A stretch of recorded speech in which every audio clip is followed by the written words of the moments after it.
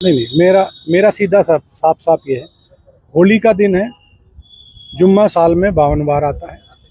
होली साल में एक बार आती है। तो भाइयों और बहनों, नॉर्मली आप सबको पता होगा कि मुस्लिम लोग होली क्यों नहीं खेलते और होली खेलते क्यों नहीं है, उसके पीछे रीज़न क्या है और नमाज क्यों नहीं पढ़ सकते होली खेलने के बाद। वीडियो स्टार्ट करते। नहीं, मेरा सीधा साफ साफ साफ ये है। होली का दिन है। जुम्मा साल में 52 बार आता है। होली साल में एक बार आती है। तो मुस्लिम समुदाय के लोगों को यदि किसी को लगता है भाई आपको होली के रंग से आपका धर्म भ्रष्ट हो जाएगा या जो भी है, तो वो उस दिन ना निकले, घर से ना निकले।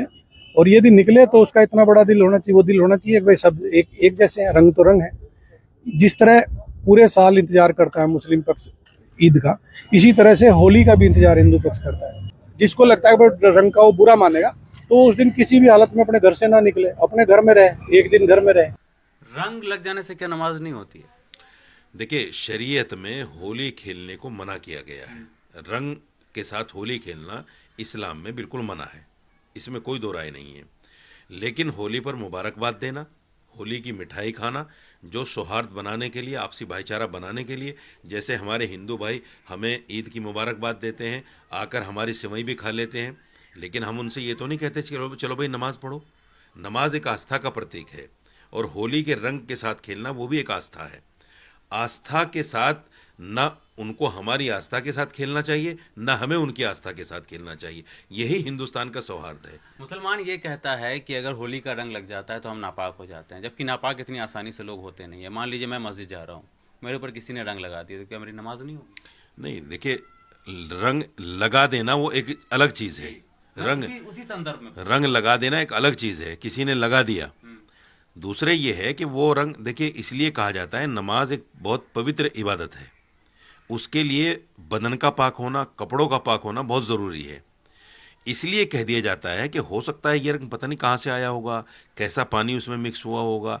इसको गारंटी के साथ नहीं कहा जा सकता कि ये साफ पानी होगा, पता नहीं कैसे पानी में मिला लिया गया होगा। तो इसलिए कहा जाता है कि रंग लगे हुए कपड़ों के साथ नमाज ना पढ़ें, जिस पर रंग इस तरह से रंग लग जाए।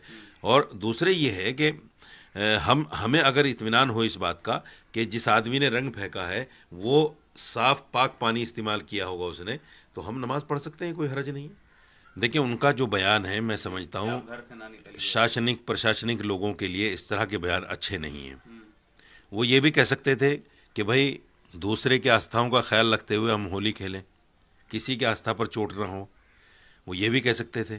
लेकिन उन्होंने एक हिटलर शाही ज़बान का इस्तेमाल किया और कहा कि 52 बार जुमा आता है और मुसलमान घरों से ना निकलें। क्यों ना निकलें मुसलमान घरों से भाई? मुसलमान घरों से क्यों? आप क्या चाहते हैं कि मुसलमान कैद हो जाएं? ठीक है, सौहार्द बनाने के लिए आप अपील कर सकते हैं। आप ये कह सकते थे कि भाई नमाज को आगे कर लो, और हम भी उसके लिए तैयार हैं। मैंने आज एक अपील भी जारी की है पूरे हिंदुस्तान के लिए कि तमाम लोग जो है फ्राइडे के लिए नमाज को जो है आगे कर लें, 2:30 बजे का टाइम रख लें, क्योंकि 2:30 बजे तक 3 बजे तक ज़ोहर की नमाज आराम से पढ़ी जा सकती है।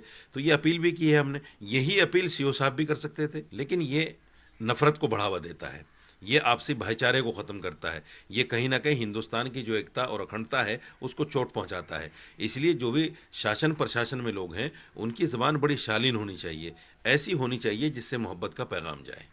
तो लोगों के अंदर जागरूकता की कमी है इसको लेकर। यकीनी तौर पर देखिए, सवाल ये है कि आप मुसलमान पर रंग फेंकें क्यों? ये जानबूझकर कुछ लोग दोनों तरफ ही हैं, दोनों तरफ हैं। कुछ लोग जो इधर भी चाहते हैं कि झगड़ा हो और उधर भी चाहते हैं कि झगड़ा हो, इसलिए रंग फेंक देना ये कोई बड़ी बात नहीं है। अगर कोई आदमी दिल से चाहता है, दिल से आपका एहतराम करता है और वो भी होली खेलना चाहता है, बहुत है मुसलमान जो होली में शरीक होते हैं, रंगों के साथ खेलते हैं, खेल लेते हैं। ये हिंदुस्तान है, ये देश शरीयत से तो चलता नहीं है, ये संविधान से चल रहा है देश। और संविधान से चलने वाले देश में शरीयत की बात की जा सकती है, उसको डंडा लेकर मनवाया नहीं जा सकता। इसलिए हम कहते हैं कि शरीयत में होली खेलना मना है, लेकिन अगर कोई खेलना चाहता है तो खेले, उसको डंडा लेकर थोड़ा ही मना करेंगे। जैसे इस्लाम में शराब पीना नाजायज़ है, बहुत सारे मुसलमान शराब पीते हैं। जिना करना बिल्कुल हराम है, बहुत सारे मुसलमान जिना में लिप्त पाए जाते हैं। चोरी करना, डकैती करना, ये ऐसे कर्म है जो इस्लाम में बिल्कुल नहीं है, लेकिन मुसलमान कर रहा है उसको। तो हिंदुस्तान जैसे मुल्क में जहाँ इस शरीयत की हुकूमत नहीं है, जहाँ संविधान से हुकूमत चलती है, वहाँ डंडा लेकर किसी को नहीं मना किया जा सकता।